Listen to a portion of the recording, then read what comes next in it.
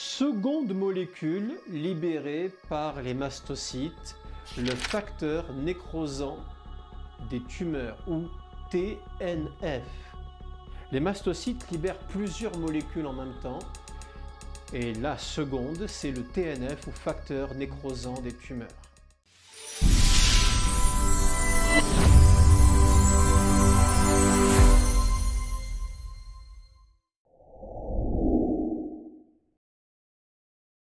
Tu vas me dire, oui, mais il agit sur quoi? Eh bien, regarde, gamin. Regarde. Petit document sympathique, un graphique tout simple. Et qu'est-ce qu'on voit? Eh bien, on voit que le vaisseau sanguin, les cellules de la paroi du vaisseau sanguin, fabriquent une nouvelle molécule qui n'était pas là sinon. Cette molécule s'appelle la sélectine. Marquez là, sélectine. Donc, si je résume, je suis un mastocyte. Je suis un mastocyte.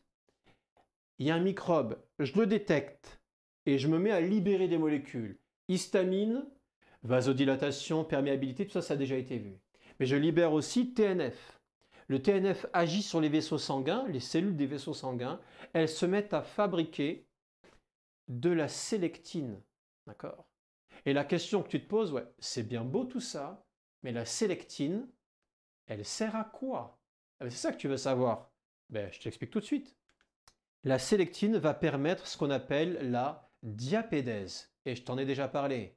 C'est la sortie du globule blanc qui est dans le sang. Il circule tranquillement, ouais, il se balade, il est dans le sang. Et là, on lui dit, mais il y a une infection.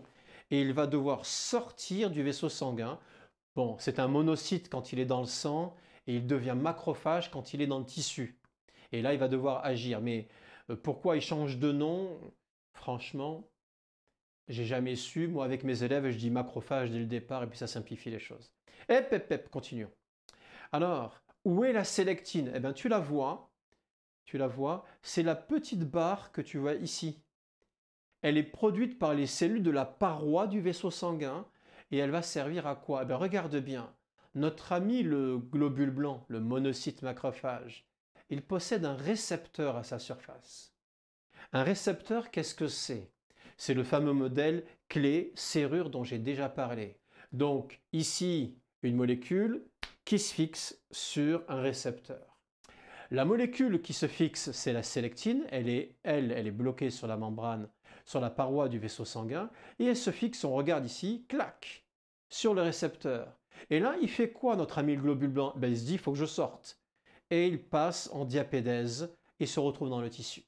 Là, je suis en train de te montrer un soldat qu'on appelle monocyte macrophage, qui comprend qu'il y a une infection et il vient à l'endroit où il va falloir tuer l'ennemi, à savoir ici le microbe.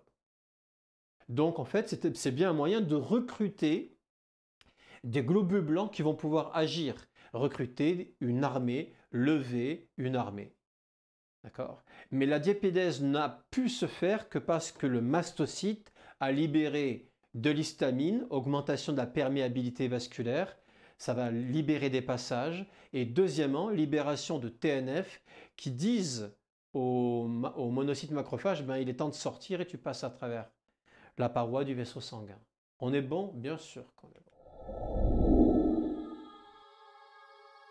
On a donc vu libération d'histamine, ça c'est capital, libération de facteurs nécrosants des tumeurs ou TNF.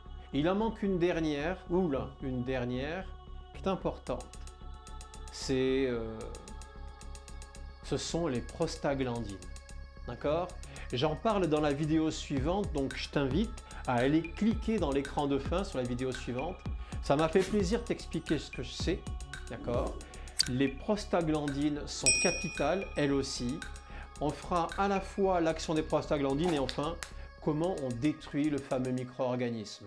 On est bon? C'est la vidéo suivante. Gamin, je te claque la bise, je te dis à très bientôt. Ciao, ciao!